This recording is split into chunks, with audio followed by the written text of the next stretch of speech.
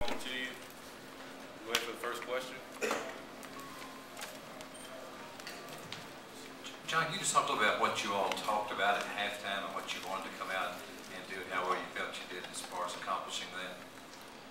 Well, at half, you know, we wanted to get back to working on the things that we worked on the last couple of days. We still didn't really communicate very well, and we did a much better job of that in the second half. I thought defensively we picked it up. We shared the ball and made the right plays in the second half, and that's something that we stress also. And you can see that by the 21 assists. That was something that we really worked on. We were a little leery going into it because we thought we were a little selfish in the last game that we would pass up shots, but we were happy with the distribution and the shots that we took tonight. Jon, when you guys opened the second half, you made 8 out of 9 threes. How much does that maybe help get a good flow when you're making shots? He's missing them. No, I mean, I thought all the threes that we took, I thought were all good shots. I mean, we think that we have a pretty good shooting team, and the right players took the right shots, and they were open shots. And when we have them, we want our guys to take them. And more times than not, they were off of penetration and a kick out, both against the zone and man-to-man. So we got good looks, and fortunately they went down. Hey, Jon, could you just kind of talk us through what the week was like in terms of preparation, what Cal was there for, what was different, if anything, tonight and leading up to it? He was. We came back from Maui, and we were off Friday. We practiced twice Saturday. We practiced twice Sunday, and practiced once Monday. Coach didn't miss anything.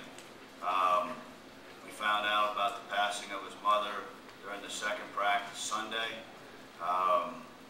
Coach continued to finish the practice, then flew to Charlotte and came back for practice on Monday and was at the shoot-around today and coached the game tonight. I've been with him for 14 years, and he's never missed a practice.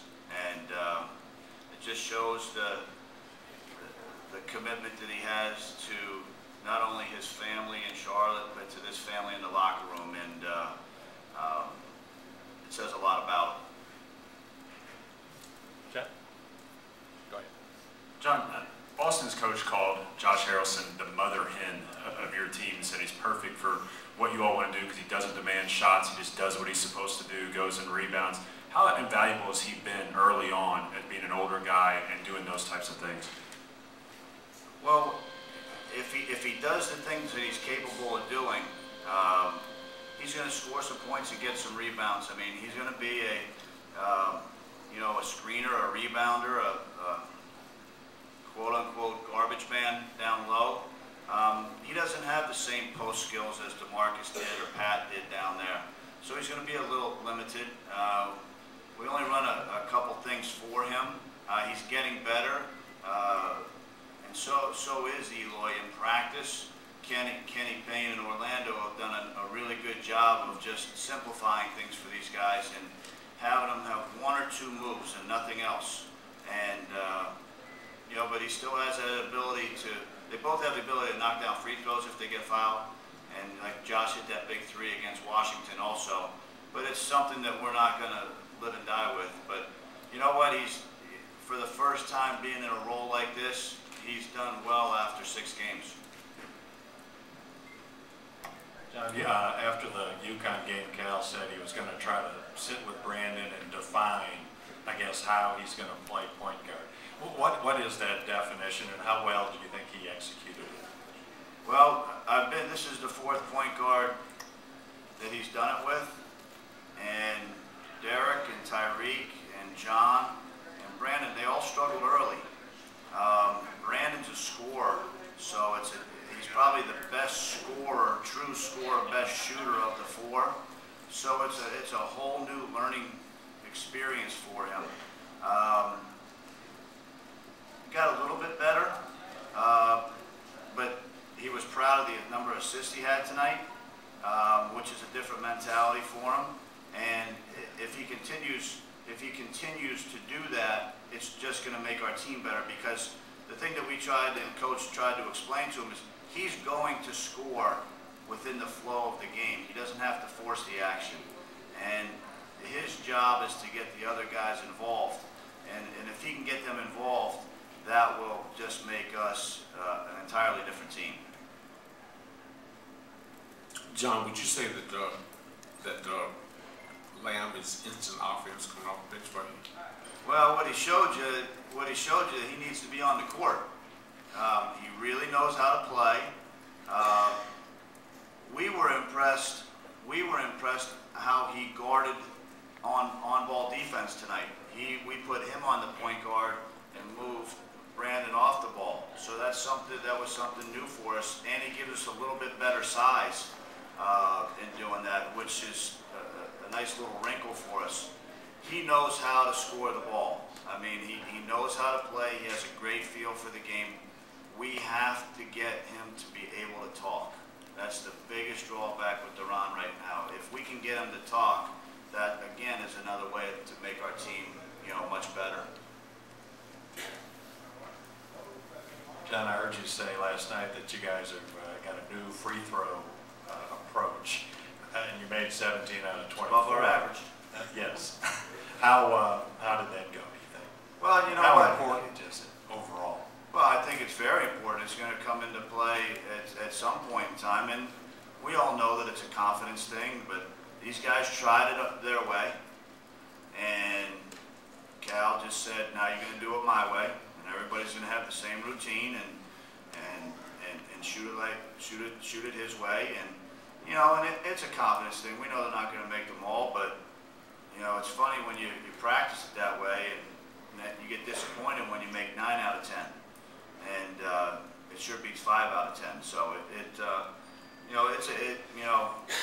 one of those things. It's a streaky thing as well.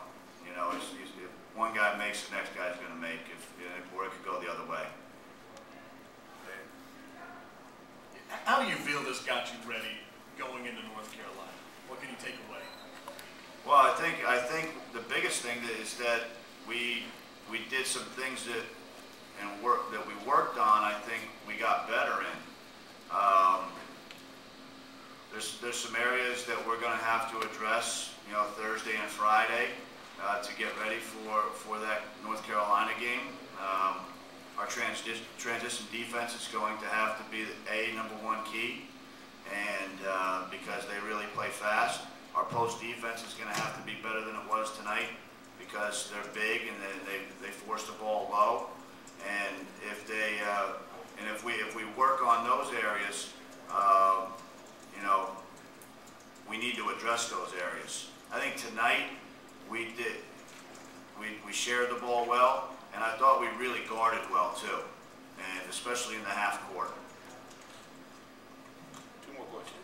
John, what about when you're talking about Saturday, it'll be kind of the first true road test for this team. How important will that be as far as a learning experience for your new guys?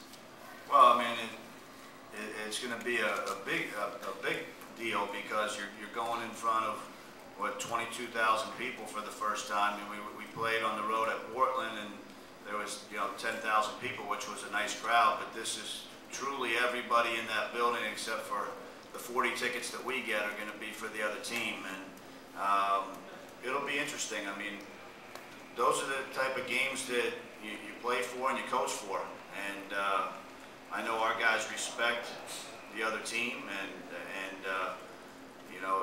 it's going to be a challenge going on the road, but hopefully our guys are up for it. Last question. John, I just wondered if Cal is not doing his radio show, he didn't come out for this. What's the reason? How much of that is with his mom? He didn't say. All I know is Dwayne told me to go do media. He goes in the locker room and yells at people, and he yelled my name, so that's a personal thing, and we're all in this together, and if he tells me to go run outside right now, I'm gonna go run outside. He's my boss, and we're pleased. It was a nice tribute for our players to wear the black socks in honor of Cal's mom, and he said in the locker room to the guys afterwards that he called his dad and told him that, and that's a neat thing and a special thing. And our thoughts and prayers go out to Coach's father and his sisters, and Ellen and the kids here, and all the other grandkids. And we're all in this together, and he knows that we're there for him. Thank you very much.